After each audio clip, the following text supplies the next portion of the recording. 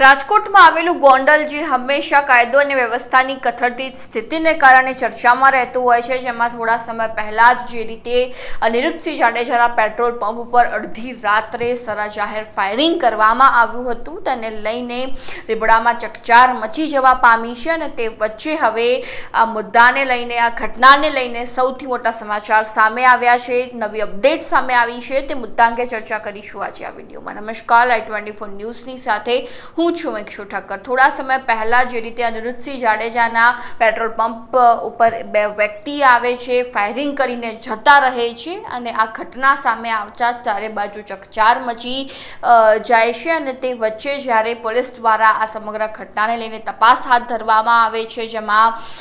હાર્દિકસિંહ જાડેજા નામનો એક જે વ્યક્તિ છે તે પોતાના ઇન્સ્ટાગ્રામ એકાઉન્ટમાં વિડીયો શેર કરે છે અને તેમાં જણાવે છે કે ભાઈ આ સમગ્ર ઘટનાની જવાબદારી હું લઉં છું। અને જ્યારે પોલીસ તપાસમાં એ સામે આવે છે કે આ વિડીયો ગુજરાતમાં જ નહીં પરંતુ અન્ય કોઈ રાજ્યમાંથી બનાવવામાં આવ્યો છે। બીજી બાજુ પોલીસની પ્રાથમિક તપાસમાં એ પણ સામે આવ્યું હતું કે જેટલા પણ આરોપીઓ છે તે ગુજરાતમાં નથી, મધ્યપ્રદેશ અથવા તો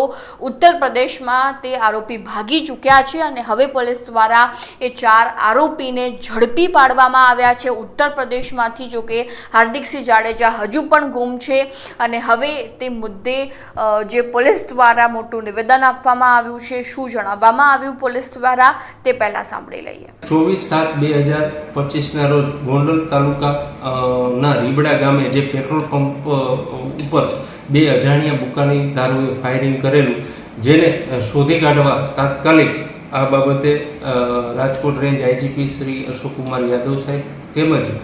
રાજકોટ ગ્રામ્યના એસપી શ્રી હિમકરસિંહ સાહેબ તેમજ Dhoraji ASP IPS madam Simran madam દ્વારા માર્ગદર્શન આપવામાં આવેલું, જે અનુસંધાને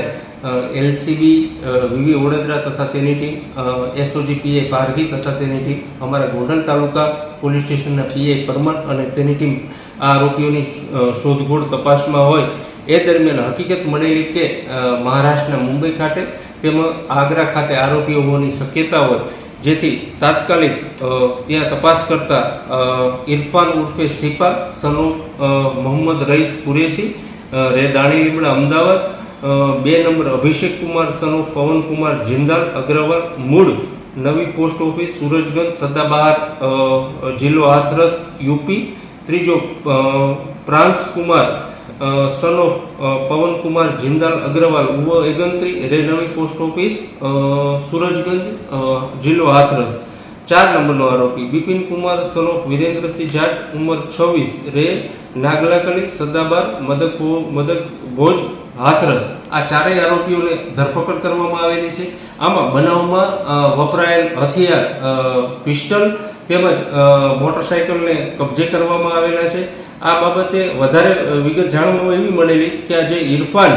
ઉર્ફે સિપા તેના વિરુદ્ધ 27 ગુના દાખલ થયેલા હોય અને તેના ઉપર પાછા પણ 2-3 વખત થઈ ગયેલી હોય। આ ઇરફાન અને હાર્દિકસિંહ સાબરમતી જેલ ખાતે હોય, જેઓ